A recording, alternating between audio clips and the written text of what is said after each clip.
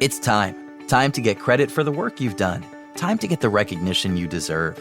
With Purdue Global, you can move forward in your career, for your family, and for yourself. You're worth the investment in yourself to earn a degree you're proud of, a degree that employers will respect. Purdue's online university is designed to support working adults like you who know it's never too late to accomplish your goals. It's never too late to make a comeback. It's time to start yours today at purdueglobal.edu. Simple Truth brand makes it easy to find better-for-you products that are free from unwanted ingredients. From fresh produce and snacks to household cleaners and more. You won't find artificial ingredients, preservatives, or harsh chemicals in Simple Truth products. So you can fill your fridge and your home with simple, easy-to-understand choices you can feel good about. Just look for the green Simple Truth circle to get the quality items you want, free from the ingredients you don't want. Simple Truth, exclusively at Baker's. Episode 349 is episode 186, How to Budget Without Deprivation. Welcome to the Frugal Friends podcast, where you'll learn to save money, embrace simplicity, and live a richer life. Here are your hosts, Jen and Jill.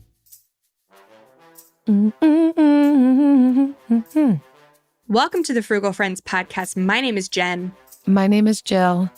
And today we are playing a rerun of one of our most popular episodes. I think this is the first one where we really, truly introduced values-based, like budgeting and that sort of approach. We were just testing the waters with it.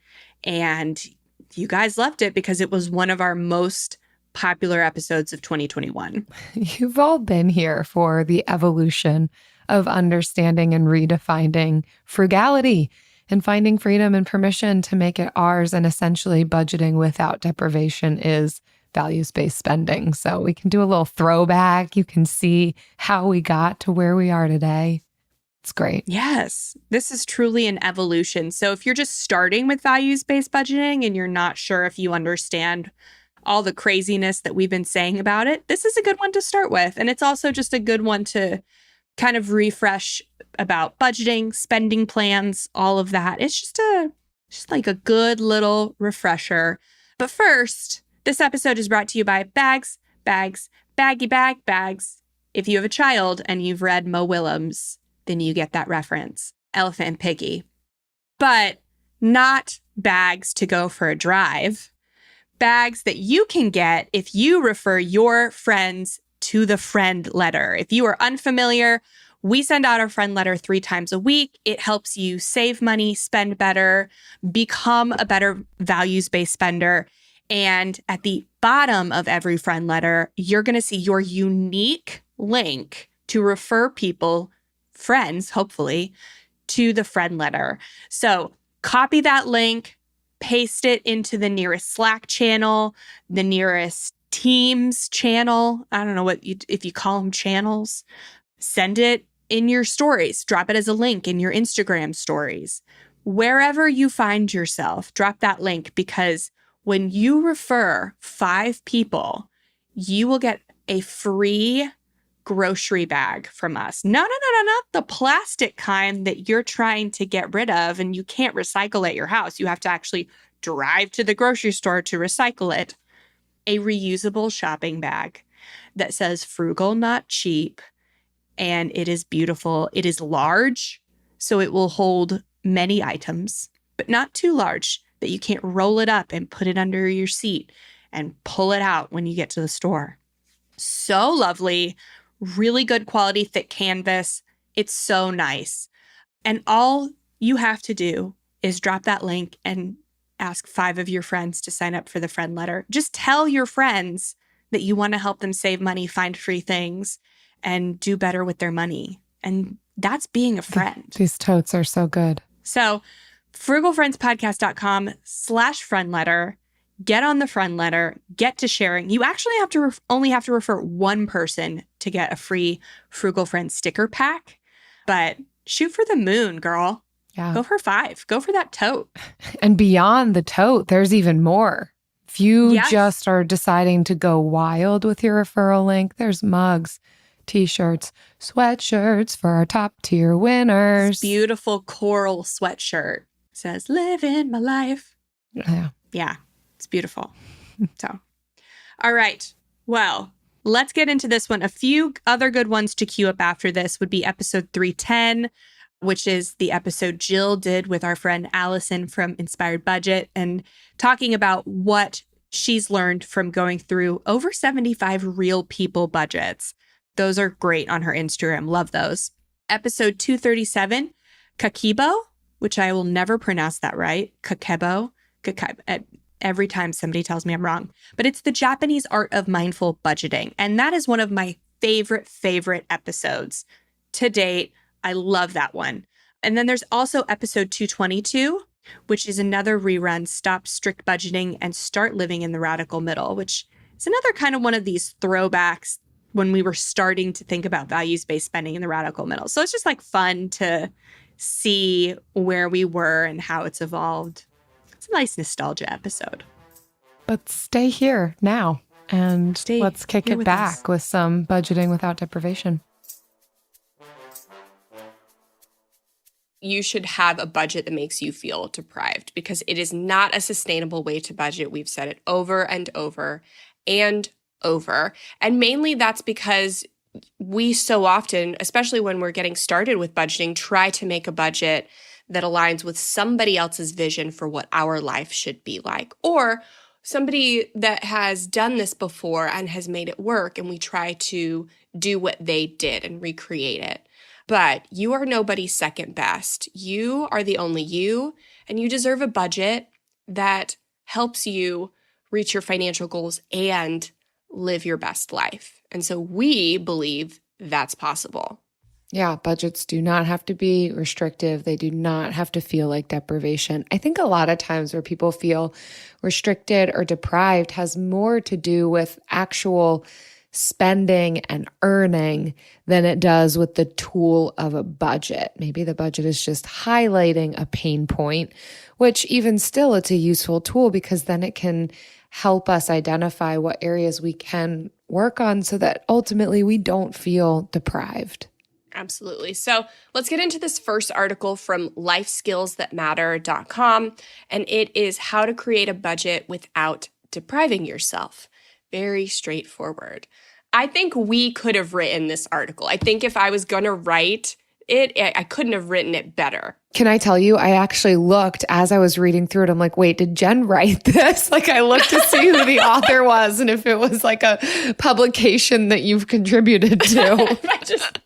Oh, hey, this is our article today. Look, it's me. I wrote it. It's happened. I do that sometimes, yes, but I did not do it on this one. And it is such a great article. So tell us what you thought of it, Jen, this article that you could have written. Right. So he goes through there are two different methods of budgeting. And so the first one, and he starts it off, budgets are like diets. People go on them with the best of intentions, but rarely stick to them. Yes, we so often yo-yo diet with money. But people view budgets as temporary financial punishments. Like that's such an important phrase. And it's so true. We view them as temporary. Like I won't have to be on a budget forever if I just do it to get out of my funk. Financial, we only look at the numbers and how they relate to our income and outflow. We don't think about as a budget as a way to incorporate more life-giving things.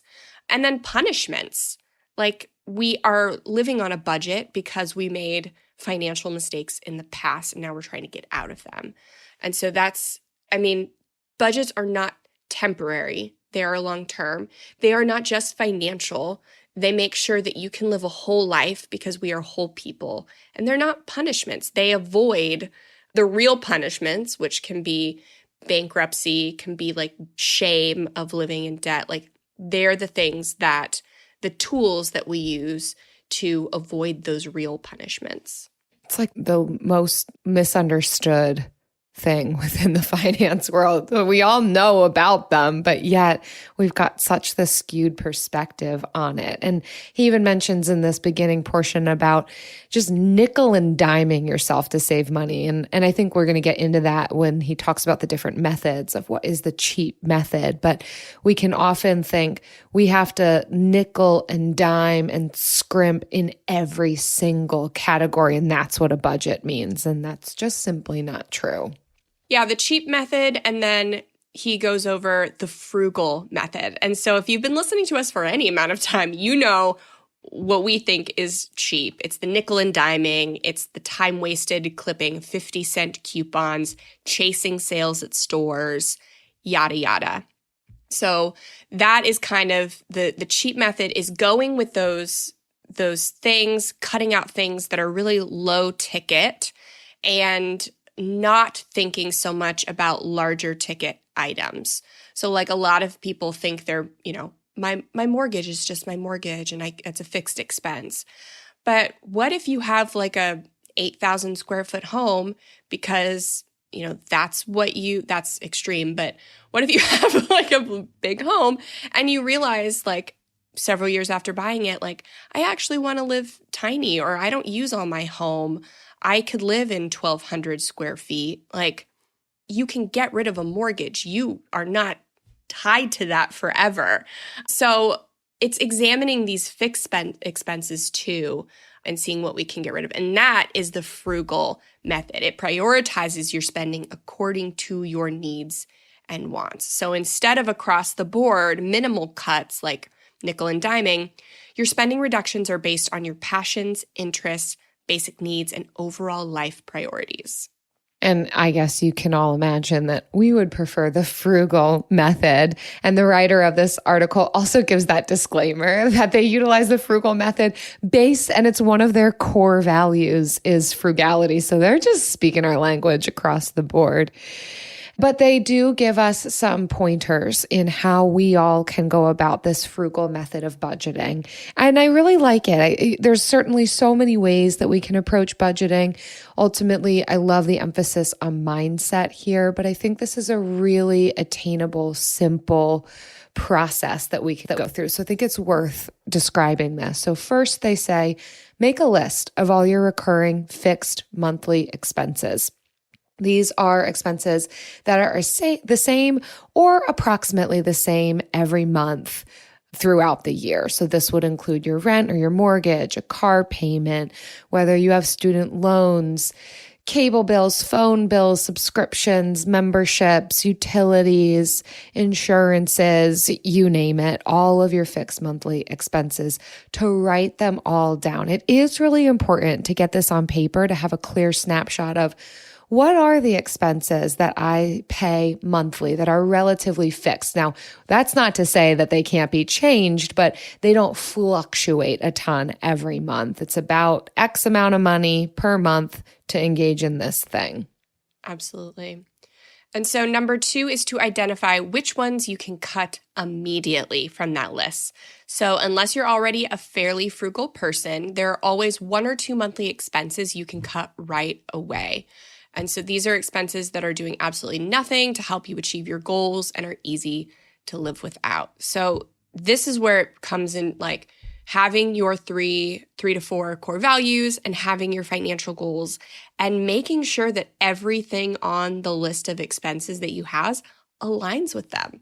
And yes, insurances and utilities can align with your core values because like for us, community is a big core value, and I love having people over to my house. It's a frugal way to hang out with people versus going to a restaurant, but I need utilities in order to do that. And the utilities are cheaper than living at a restaurant. So yes, you can, every single expense tie back to your core values or your financial goals. Hopefully both. Yes. And number 3 is negotiate a reduction for each one of the remaining expenses. So we're still just looking at those fixed expenses, the ones that are the same every single month. Negotiate. First of all, I love this word. I think we don't use it enough. You've heard me talk about this before. But also, I think this article highlights some really important things. So they say, first, negotiate with yourself. Ask yourself to come up with at least 3 different ways that you could reduce each expense, no matter how dramatic they may seem. That doesn't mean that you have to implement on all 3 things or even any of the things that you list out, but it is a good exercise to engage in that thinking creatively, problem solving, considering with yourself, where could I reduce some of these quote unquote fixed things, these things that I thought I have to pay every month, I need to be engaging in this expense. We'd be surprised when we allow ourselves to think outside the box, but also engage with ourselves and what could I do here just to save some money? Again, the purpose for that is to free up money to be able to spend on the things that we value, not just for the purpose of cutting expenses, but to put our money towards the things that are most valuable to us. And sometimes our fixed expenses aren't that. So once you've negotiated with yourself, right, this could include, I'm just thinking an example of subscriptions. If it's a fixed monthly expense, but you realize actually that subscription doesn't give me that much, here's an alternative that is less money or no money, do that, consider that. And secondly, negotiate with companies to ask for lower cost alternatives or threaten to switch to a competitor. I know, Jen, you've got a ton of resources out there on negotiation, and it's something that I think we've even had a podcast episode about. This is a surprising technique that I think a lot of us, it takes some courage. We don't often practice of negotiating for a lower internet rate or phone rate, you name it. There's plenty of room for negotiation on some of these things that we think, this is the amount that I have to pay. So love number 3, negotiation with yourself and with these companies. And that could make an incredible difference with just those fixed expenses so that when we get to some of those more variable expenses, we've got more wiggle room. Absolutely. Yeah, we're actually doing a negotiation challenge in Club BFF in 2022. So we love negotiating. I actually wanted to touch on the first one, negotiating with yourself. No matter how dramatic, ways to reduce your expense no matter how dramatic. And so I was listening to Hello Habits by Fumio Sasaki, and he gave a story about how Panasonic once tried to lower its, I think, energy consumption by 10%, and they were just having a horrible time figuring out what to do. And so the CEO was like, okay, we're actually going to cut it 50%.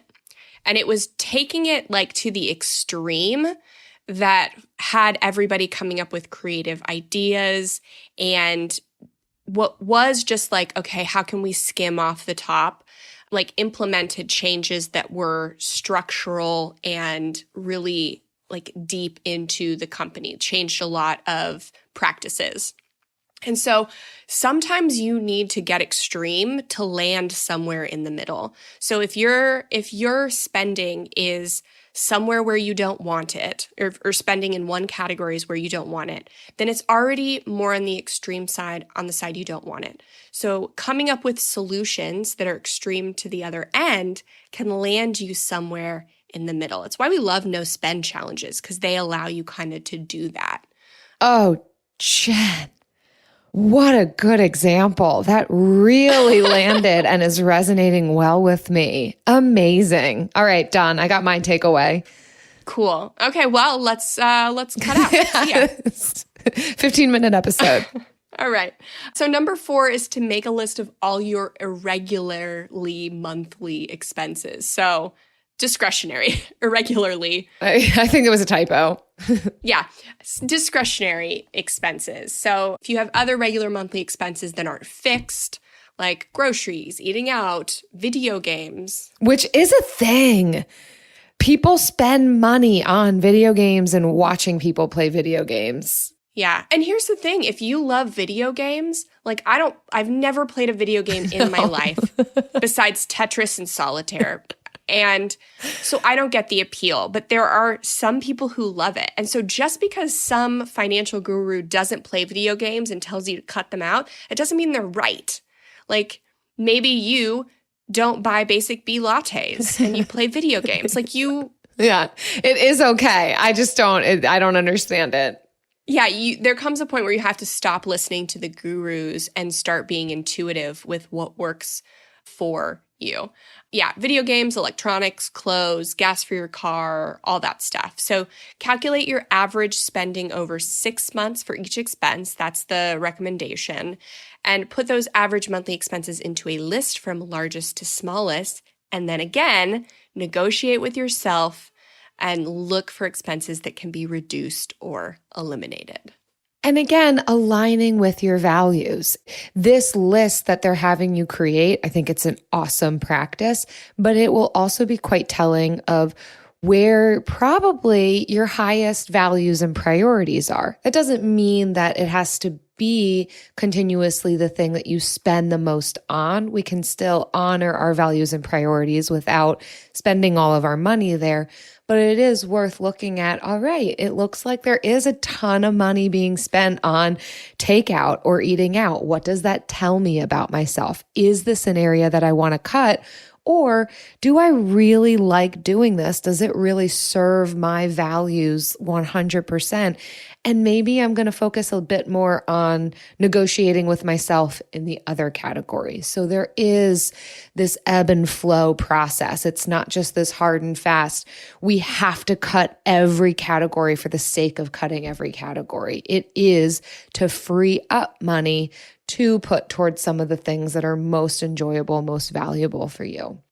Okay, last but not least, number 5, which goes into what I'm talking about here, choose 3 guilt-free expenses and then look for ways to reduce the rest. So identify some of the things. They're saying 3. That's a great number. However many, 1 to 3, 4's fine. That you really want to be able to spend. It aligns with things that are life-giving to you, that are valuable for you. You want to be able to spend on them and not have a cringe factor to it of, oh, I shouldn't have done that, right? Guilt-free, shame-free. It's budgeted for, it's planned for. You've cut in other ways so that you can put money here. That's the idea. So it doesn't just have to be, I only spend money on food. It can be that the groceries, it can be that you find things that are really enjoyable for you and put that into your budget. So spend on your priorities, reduce spending on everything else. Yeah. And I like he says, I'm not recommending having an unlimited budget for each of these expenses, but don't feel guilty about spending on money on them either. That's so important to understand and really take to heart. Like you're going to have a different budget depending on what your income is. And I like to say, and maybe this isn't true anymore, but like I always like to say, like your income is the lowest it's ever going to be. If you're working and intentional about like increasing your income, then you will make more money and you will be able to have more money for the things that you value. And so maybe your coffee budget is $20 a month, you wish it was $30, then go out there and start a side hustle or negotiate for a raise or find a better paying job. So these things can give you the motivation you need to take those intentional actions. But if we don't have a budget that we are intentionally creating to align with our life, we're not going to have a reason to like do the actions to make more money. Like, because we all say we want more money, but having more money typically isn't enough of a motivation to do the hard work that it entails. The final thing I want to highlight with this article is the statement about any cuts that you make to your spending need to be rooted in your purpose and goals so that you have a clear motivation for making those cuts. So again, as we talk about having budgets that don't feel like deprivation, like soul-crushing punishment, this is how we're going to do it, making sure that whatever decrease in spending we do, whatever negotiation we do with ourselves or with others is rooted in an ultimate purpose and goal of what we want to see with our money, having that motivation for those cuts, that why behind those cuts, having spending connected with our values. that's what's going to create so much freedom within you utilizing a budget and will help shift that mindset into this is actually a tool that's useful, not something that's restricting me. Good word.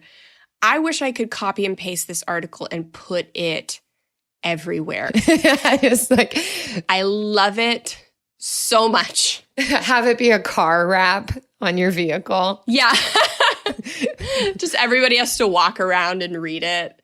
And after reading my car, you will make a budget. Frugal Friends Manifesto. Yes, you will make a budget. AI might be the most important new computer technology ever. It's storming every industry, and literally billions of dollars are being invested. So, buckle up. The problem is that AI needs a lot of speed and processing power. So, how do you compete without costs spiraling out of control? It's time to upgrade to the next generation of the cloud, Oracle Cloud Infrastructure, or OCI. OCI is a single platform for your infrastructure, database, application development, and AI needs. OCI has 4 to 8 times the bandwidth of other clouds, offers one consistent price instead of variable regional pricing, and of course, nobody does data better than Oracle. So now you can train your AI models at twice the speed and less than half the cost of other clouds. If you want to do more and spend less, like Uber, 8x8, and Databricks Mosaic, take a free test drive of OCI at oracle.com/strategic. That's oracle.com/strategic. oracle.com/strategic. Simple Truth brand makes it easy to find better for you products that are free from unwanted ingredients. From fresh produce and snacks to household cleaners and more. You won't find artificial ingredients, preservatives, or harsh chemicals in Simple Truth products. So you can fill your fridge and your home with simple, easy-to-understand choices you can feel good about. Just look for the green Simple Truth circle to get the quality items you want, free from the ingredients you don't want. Simple Truth, exclusively at Baker's. All right, so let's go into our next article from Whole Family Living. And it is 5 ways to stick to your budget without feeling deprived. So in the first one, we're talking about how to create a budget or cut things out to make a budget that supports not being deprived. And so here we're talking about how to stick to that budget without feeling deprived. What do you think of this one, Jill? It's good. I don't think that there's a ton of really new earth-shattering information, but I think it is going to help us to, again, to just realign our mindset in a place that's useful in being able to engage in a budget. Because that's so much. We talk about mindset so much. That is where it starts. Behaviors are not going to shift until mindset shifts. I do, however, like some of the reasoning that they give for why we should be considering a budget. I think a lot of times when we're kind of lacking that understanding or willpower, it's good to see here's an argument for it. Here's all the pros for it. And they list out, it can help us focus on our families or our individual goals and priorities. A budget helps us to be able to plan for the future. We're not going to be able to plan. We're not going to be able to think about the future if we don't know what our finances and spending is looking like. It helps us to track our income and expenses, knowing where everything goes. Budgets avoid being sideswiped by unexpected emergencies. We can be more prepared and proactive. They help us to avoid accumulating debt or adding to it. That's a thing. They help us to enjoy experiences together without paying for them after the fact. It's not like, oh, I'll swipe the credit card and we'll see what it looks like next week when I look at the checking account. Budgets also can help us get discounts or better rates by being able to pay in full when we're on top of our finances and we can actually cash flow things. It can lead to better rates. That's so true. I experienced that when Eric and I, only once in our marriage so far have we purchased a couch brand new. Otherwise, it's been like Facebook Marketplace and stuff. But I was so surprised when we found a couch that we liked. And I told the guy, I was like, hey, I got cash. What can you do for me? And they actually gave us like a 10% discount for having cash. And I was shocked that it worked. But yes, it's true. It was amazing. Works great at pawn shops. Always get the cash discount at pawn shop. I love how the author says that budgeting is a mindset. And you have to have the right mindset to stick with your budget, because it's not something that is inherently meant to deprive you or meant to make you miss out on things. But if you have that perspective, that's not sustainable. You're not going to be able to stick to a budget. But she says, actually, your budget will be a tool that allows, or as I prefer to say, empowers you to have more and do more, which is hard to hear, like if you're in a situation where you're living on a really tight budget. But you can't just think of the here and now, because even if it's hard today, even if it's hard right now, you will reap the benefits 10, 20 years in the future. And you will be so glad you budgeted in the hard days when the good days are easier. And so maybe these do more and have mores aren't always month to month, or having more values-driven purchases aren't always happening in the immediate. But they do happen eventually. Yeah. All of these things don't just come to us when we have more. We start to develop the habits and the understanding of these things. Yeah, even in the hard times, like you're saying, Jen. It's so good. Okay, so they list out 5 ways to stick to your budget. So we'll just go through them. The first one is to develop a SMART budget. Many of you are familiar with the SMART acronym. What I like about what they're highlighting here is that budgets should add clarity to your financial situation, not make it confusing or chaotic. So if you're confused, the budgeting situation that you're choosing probably isn't the best one. If you're confused and you don't have a budget, then hopefully a budget will help you with that. And so they're saying that it could be useful to look at this technique of having a budget that is specific, measurable, attainable, realistic, time limited, and being able to apply this way of approaching goals to a budget can be really useful and help to empower us, help us with our mindset around budget. So making sure that each category is specific, we put a real number amount, that our progress within our budget is measurable. Is there a way to track it? Which, yes, there is. Income and expenses. There you go. Is it attainable? This is very important when it comes to budget. Sometimes we can sit down and have all sorts of lofty goals, but then that is where it can feel restrictive. It's not sustainable or attainable long term. So being realistic, so that's 3 and 4, attainable and realistic about these numbers that you put in place. I know for me, I consistently in my fantasy budget spend far less money on food than I actually do. But I had to come to this place of being realistic with that budget and say, okay, well, what can I cut, but not absolutely slice this thing? I want to make steady progress towards decreasing this because $1,000 is way too much to be spending on food every month. But acting like I can spend just $300 in a month is not realistic, going from $1,000. So, and then time limited, which budgets naturally do that, whether you want to budget every 2 weeks, if that's how often you get paid, or monthly, and then revisit it. This isn't a static document that never shifts and changes, that we never revisit.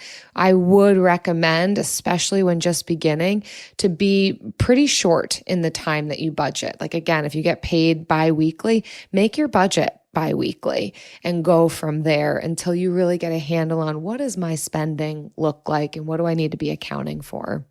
Yeah, I think one of the biggest things that makes budgeting complicated or complex is budgeting based on income you have not yet received. That can be really, really confusing and make you really anxious if there's a bill coming up that's really close to when you get paid. So it can cause undue stress. So I think budgeting based on what you made last paycheck or what you made last month can relieve a lot of stress and make this SMART budget technique a lot easier. And so yeah, definitely when you're starting out, make those shorter budgets, week-long budgets, 2-week-long budgets, etc.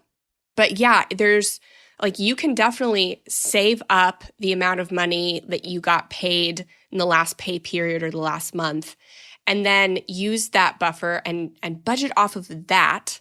Like if it's November now, use what you made in October and budget off of that for November, because you're not making any more money in October if it is November. So you know exactly what you have to work with. The money's already there. It doesn't matter when a bill is due, all of that stuff. So I think that can take a lot of confusion out of budgeting. It does take a little bit of front end work to build up money in your account to do that. But once you've got it, you're golden. Exactly. So number 2, go on a spending freeze. We just talked about going extreme to land in the middle. And that is what we're talking about here. So every little thing we spend money does add up. And while we are not promoting a lifestyle of nickeling and diming, when you do a no spend challenge or spending freeze for a period of time, you start to realize all the little things you're spending money on. It's much more powerful than just tracking your expenses, because you're putting a stop, you're putting like a barrier between you and your spending habits. So you're disrupting that cue so that the habit loop can no longer function mindlessly. You have to be intentional about purchases. And then sometimes you may still choose to make that purchase, and then you have to, focus on other things. But when you do something extreme, oftentimes at the end, if you're paying attention to what you're learning and you're intentional about that, then at the end you can land yourself in the middle for the long term. And so I think that's a great strategy when you're getting started, or when you just need to shake things up. If you're feeling stagnant, trying a no spend challenge is a great way to kind of regain some momentum and excitement. And it gamifies this process too. It can be fun to call it a challenge and to see, your fortitude in this area, and then learn more about yourself. So we love those.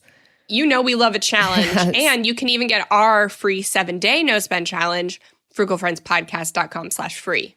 Oh yeah. You know our sponsor.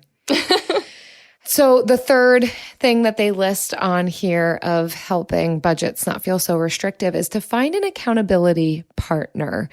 Oh, things are so much more enjoyable with friends and buddies who have our best interests in mind. So when we're working on a budget or other goals, it truly does help to have a partner, someone who is on the same page as you, or who is just willing to help you stick to what you say you want to stick to and how they'll do that, right? It's helpful if we can give the specifics of, here's where I need support and encouragement and assistance. Here's the ways you can provide that to me, and really come up with a plan together of how that person can help you. And if there's any reciprocity present there of, are they also interested in you supporting them and encouraging them in a certain direction?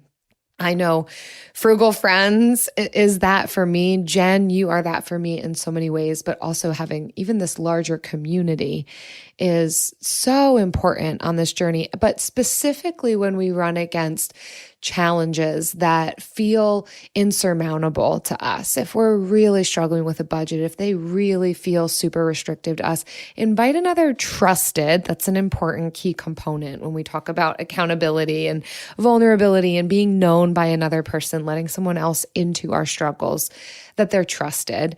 And again, that there's some boundaries in the ways in which support and that accountability is going to look. But this will make the journey so much more enjoyable, so much more actually attainable and realistic when you bring someone else along for the journey. I would say that this could certainly be a spouse or partner, but it can also be a friend, depending on what the change is or goal that you have.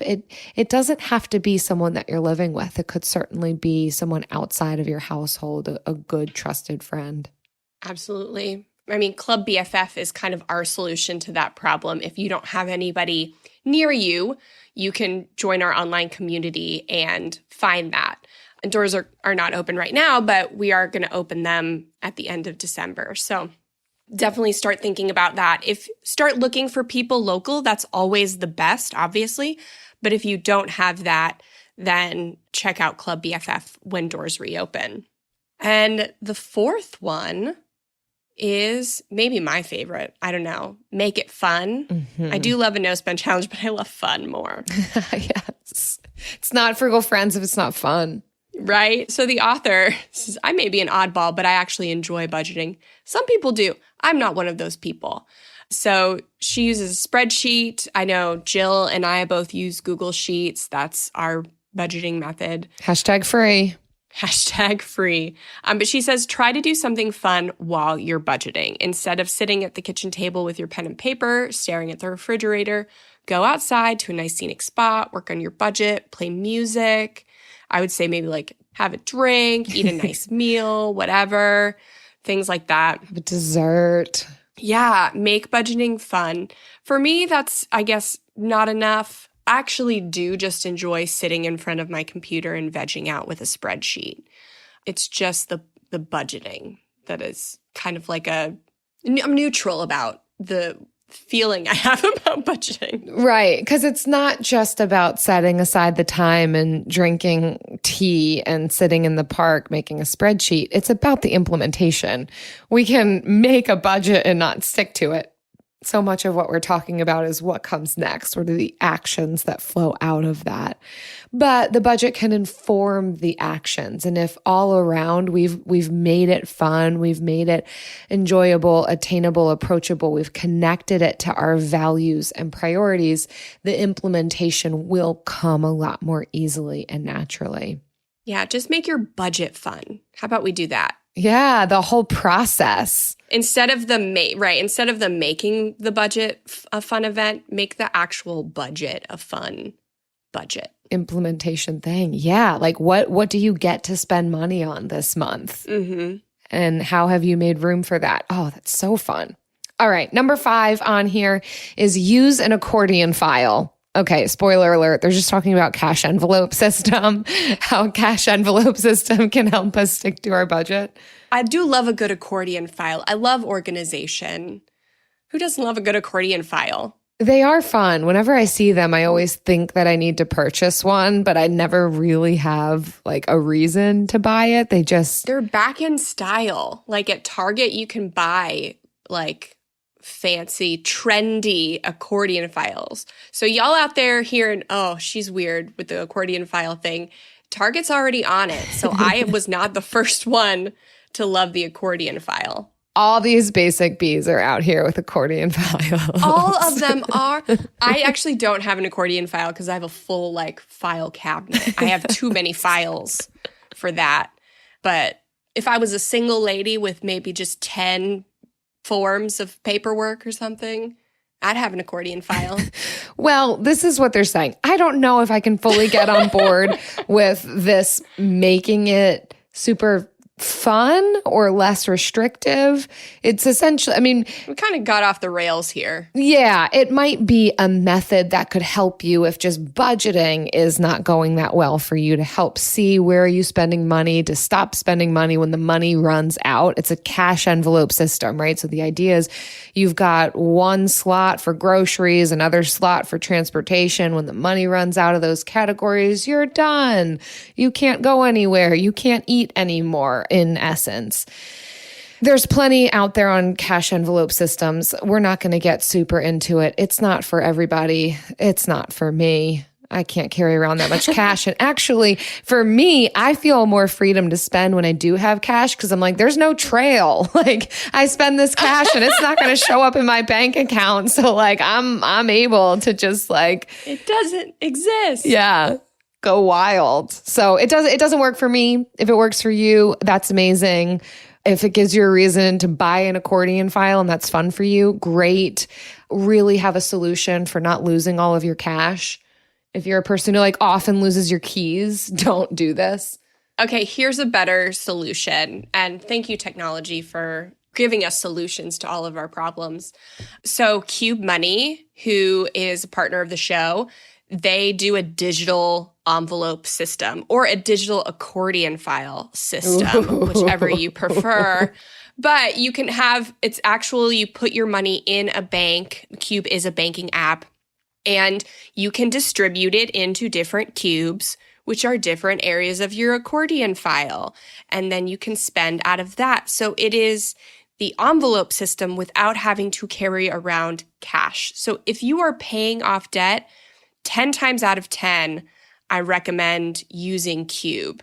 So you can get more frugalfriendspodcast.com/QUBE and find out more about them. But 10 times out of 10, it is a long time coming that this solution has, we've been waiting for.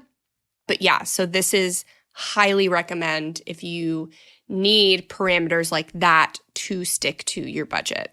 Great solution for the accordion file that's coming back. And there's a lot of things that are coming back, like the mullet. And I'm wondering now about the fanny pack and if maybe we should come up with like a fanny pack budgeting system. I feel like you could put an accordion file, a small accordion file into the fanny pack. It's almost a perfect fit. And then your fanny, it's just too perfect. And so this might be the only reason I wouldn't recommend Cube is that if you really want to have a fanny pack accordion file budget, yes, which they're on the same level. The Cube Money and the accordion file fanny pack.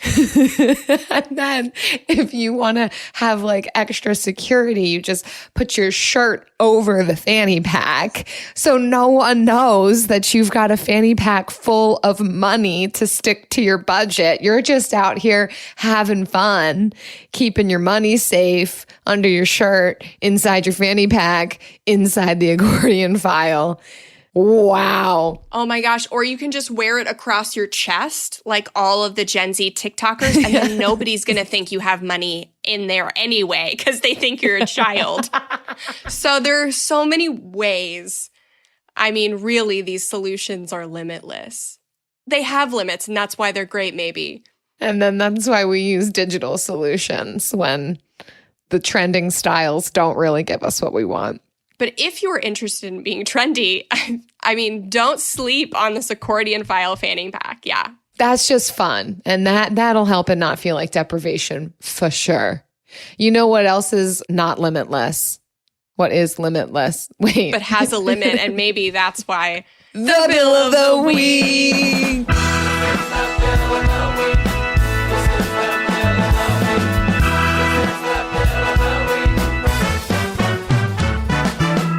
That's right. It's time for the best minute of your entire week. Maybe a baby was born and his name is William. Maybe you paid off your mortgage. Maybe your car died and you're happy to not have to pay that bill anymore. Duck Bills, Buffalo Bills, Bill Clinton. This is the bill of the week. So we're going to do 2 bills this week because why not? We're just going to hang out with them. So here is our first bill. My bill of the week is my Lowe's credit card. I just finished paying off my balance and I owe $0. I feel great. That's awesome. Say no to Lowe's credit cards. Yeah. Get that paid off. Well done. What a good feeling. We are celebrating with you for that bill that you no longer have anymore. All right. And here is our second bill. My frugal friends, it's Kate here from the UK. My bill of the week is my moving bill. So we have bought a house this year, and what with all of the costs of moving, like solicitors' fees and, listing the house on the market and, the estate agent fees and everything, it all tops up to about £6,000. And at the start of the year, I started using YNAB, and it's completely revolutionized my budgeting. I sat down and actually tried to understand their 4 rules and really kind of invested some time into it and actually follow their 4 rules. And the embrace your true expenses rule has completely revolutionized my budget. So using these 4 rules, we have been able to cash flow our moving expenses. So that's really exciting. And I'm really proud of myself. I'm really proud of my husband. Great work on the podcast. It's amazing. And you're hilarious. So keep it up. Oh my gosh, Kate. That is awesome. Yay, Kate from the UK. What an amazing, we don't listen to these bills ahead of time. So fitting with what we're chatting about today, and really thrilled with you that YNAB has worked for you, has really helped you not be surprised by these moving expenses, which can really be shocking. I mean, £6,000 above and beyond the purchase of the home and everything that you need to be able to move. And yet to be able to cash flow that as a result of looking at your budget and preparing for it. Well done. Hope you're enjoying your new place and beginning to settle in a bit. And thanks for your words of encouragement. Glad you find us funny. We laugh at ourselves, so it's good to know other people are laughing too, whether it's with us or at us. We're here for it all. Yes, thank you so much, Kate. That was so great. So if you have a great bill, like you paid off a credit card or you cash flowed your moving costs or anything, then please visit our website, www.frugalfriends.com/bill, to leave us your bill of the week. Simple Truth brand makes it easy to find better for you products that are free from unwanted ingredients. From fresh produce and snacks to household cleaners and more. You won't find artificial ingredients, preservatives, or harsh chemicals in Simple Truth products. So you can fill your fridge and your home with simple, easy-to-understand choices you can feel good about. Just look for the green Simple Truth circle to get the quality items you want, free from the ingredients you don't want. Simple Truth, exclusively at Baker's. It's never too late. Never too late to earn a degree. Never too late for a comeback. Between your busy career and taking care of a family, it can feel like there's never a good time to go back to school. But your time is now. Time to start your comeback with Purdue Global. As Purdue's online university for working adults, Purdue Global is dedicated to supporting adults like you who know it's time to earn the recognition you deserve. You have the experience, you have the knowledge, it's time to get credit for the work you've done. You can balance work, family, and everything in between while earning your degree. It's time to move forward in your career, for your family and for yourself, with a degree you're proud of, a degree that employers will recognize and respect. You're worth this investment in yourself to earn a degree you deserve. It's never too late. Never too late to go back to school and come back stronger with an education you can trust. Now is the time for your comeback. Start yours today at purdueglobal.edu. And now it's time for The lightning round. Give it to us, Jen. What are we doing for this lightning round? We're talking about cool things that we budget for. That was it. That's it. Jill really thought it was going to be more in-depth than this. I'm always a little bit more complicated in the way that I get my thoughts out. But today we're just going to be talking about our version of non-deprived budgets and what they included, I guess maybe now, and what they included while we were paying off debt. Let's talk about that. Ooh, curveball. All right. You want me to go? If you have something, yeah. Yeah, sure. Okay. When I was paying off debt, real talk, friends, my frugal friends, I was living on a very low income. With Eric, both of us were living on a very low income, living life for sure, but did not have a lot of discretionary income once our very minimal expenses were paid. But yet, gum was important to me. You've heard me talk about this before. There was always a few quarters, pennies, nickels and dimes lying around for me to get that pack of gum. That was always in the budget.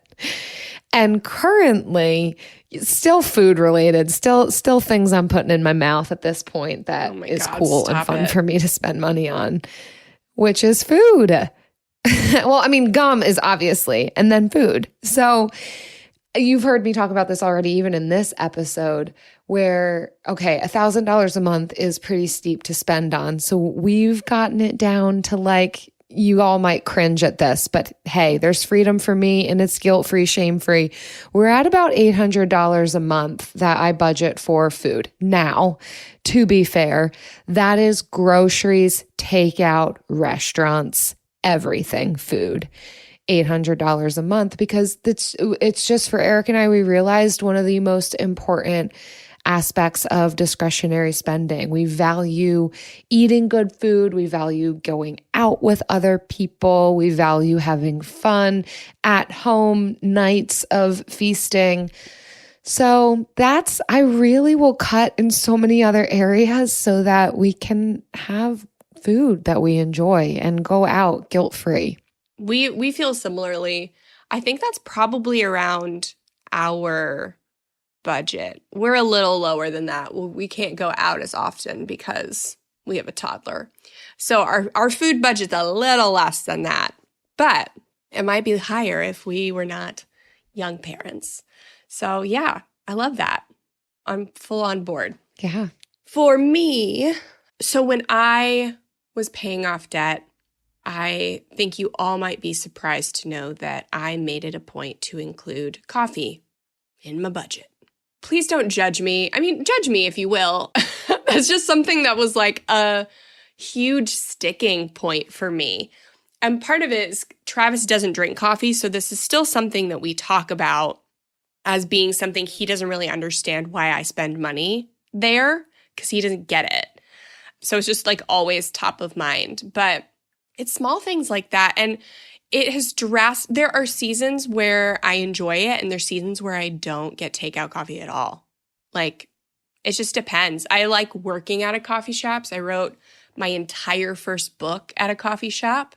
I anticipate writing the second edition next week, or adding to it probably every day at a coffee shop is probably what I will do. So that was something that was important to me while we were paying off debt and something that I really prioritized. I love how you push against that because so many people are going to say, cut coffee. Look at how much you spend a year in this category. But you're saying there's room to be able to purchase the thing that you enjoy if you look at all these other line items in your budget. Well, I'm all about the cappuccino effect. Cappuccino factor. I'm all about the cappuccino factor. Remind us what that is, Jen, for those who haven't listened to previous episodes.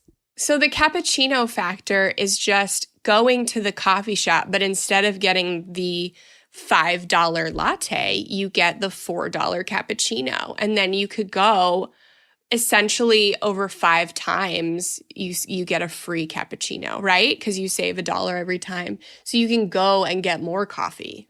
It's essentially the same thing, just different ratios of espresso to steamed milk. So yeah, and you save the calories on the steamed milk, right?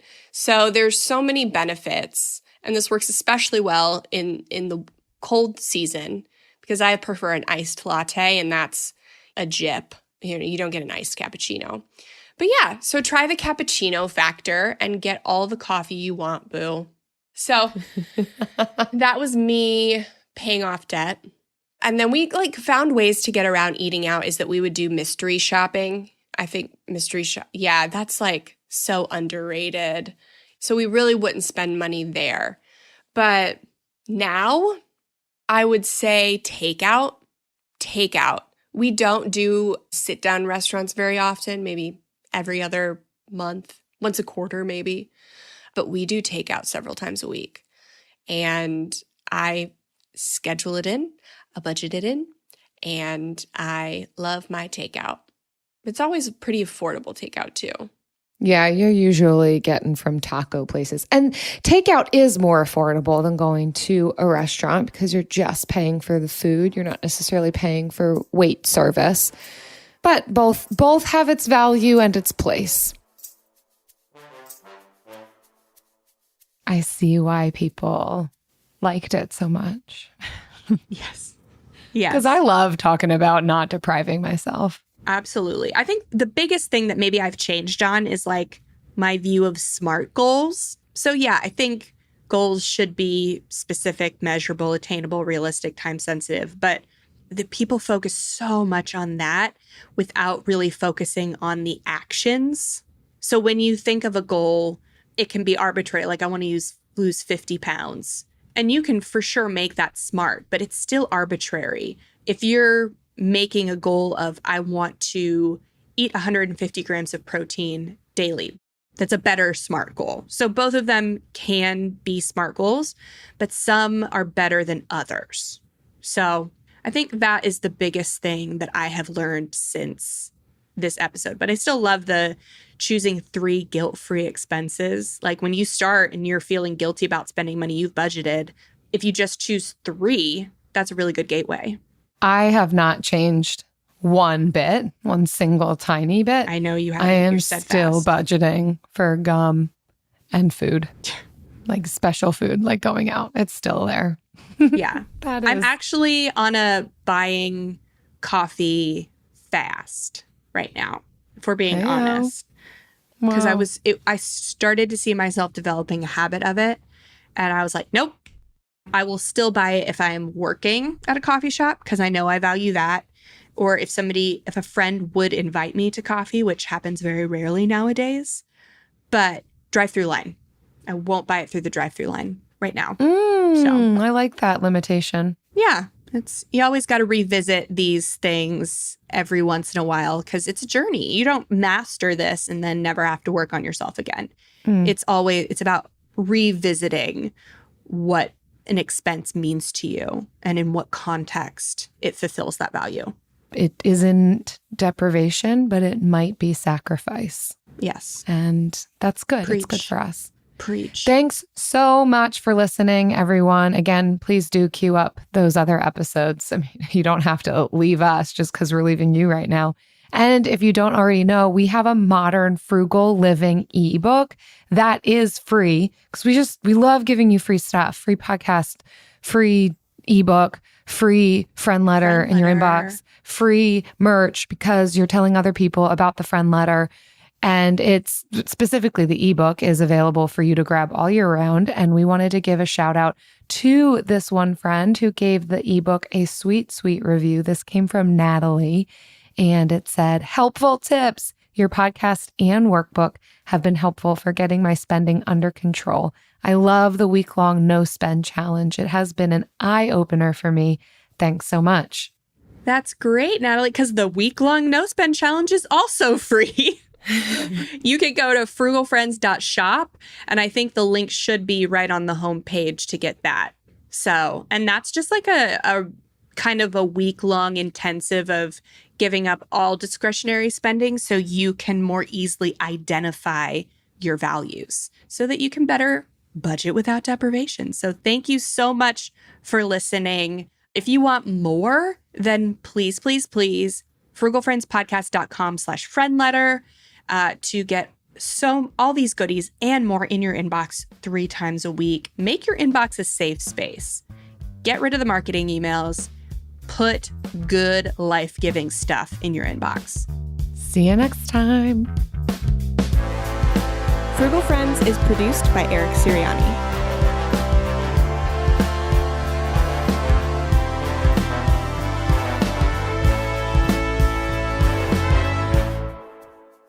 Jen. Jill. I have a recent example of frugality for you. Tell me about it. Or savings. Is this from you or that you witnessed? No, from me, my experience, witnessing my own experience. Yeah. Being an active participant and an observer. Is that possible? Yeah. So doctor prescribed me this round of medicine that I had to go to the pharmacy for. And I expected, because I have had this prescription in the past, and I expected it to be somewhere in the range of $6 to $20 because it should not be very expensive, what it was that I was getting. And I show up to the desk of the pharmacy and they're like, that'll be $67. And I'm like, what? For this? What? And because we are practiced in the ways of questioning and curiosity and being willing to take a pause, I was like, okay, hold on, give me a minute. Feel free to help the person behind me. I step out of line. I recall back to tips that we've discovered and have been given to us along the way of GoodRx, download the app, sign up for the free trial.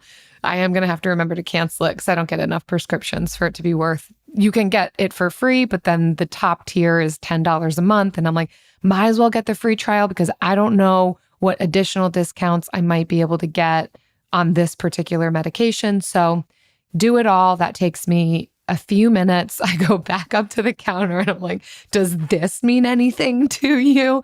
I mean, I didn't say it quite like that. Does this mean anything to you? I show her the little number that she's supposed to type in. She's like, yeah, I can try that.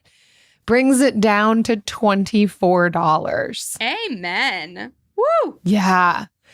A $40 savings because that's it. I wasn't afraid to take a pause, step aside, download an app, and do it. However, that was paired with a little bit of anger, honestly, because number one, obviously this pharmacist knows about GoodRx and what it could save you. So it's kind of a bummer that she didn't say, hey, do you happen to have this app? Additionally, what is going on with the medical world around us that you have to be in the know? Oh God, we can't start. Yeah, we can't start with that. That's a whole, we can't even, this after show is too short. I know we don't have time. I'm glad. I don't have the energy for my $40 Jill. savings, but I am going to be honest that it was paired with other emotions. I don't have the energy to yell. But there you go. Now you can be in the know. Yeah. You too can be one of those people because you have to be part of a club to know about how to save money. Yes. And this is something we will write about in a future friend letter that you can forward to your friends and help them be in the know too. And you can get a tote because of it. We all need to help each other. The individual is no longer capable of solving all of their problems. We need to help each other. And I just don't have the energy to yell right now, Jill. You don't have to yell. The healthcare system. I don't. Okay, bye. Bye. Simple Truth brand makes it easy to find better for you products that are free from unwanted ingredients. From fresh produce and snacks to household cleaners and more. You won't find artificial ingredients, preservatives, or harsh chemicals in Simple Truth products. So you can fill your fridge and your home with simple, easy-to-understand choices you can feel good about. Just look for the green Simple Truth circle to get the quality items you want, free from the ingredients you don't want. Simple Truth, exclusively at Baker's. With the best all-inclusive vacation deals to Mexico and the Caribbean, booking your getaway with Cheap Caribbean Vacations means you have more freedom to do your deal. Whether you want to enjoy snorkeling, endless margaritas and more, or simply soak up the sun and sand in a tropical paradise, Cheap Caribbean Vacations has your deal for that. Plan and book the exact getaway you want at exactly the right price for you by using our exclusive budget beach finder. Or find a featured all-inclusive package to Iberostar Hotels and Resorts and do your deal at cheapcaribbean.com.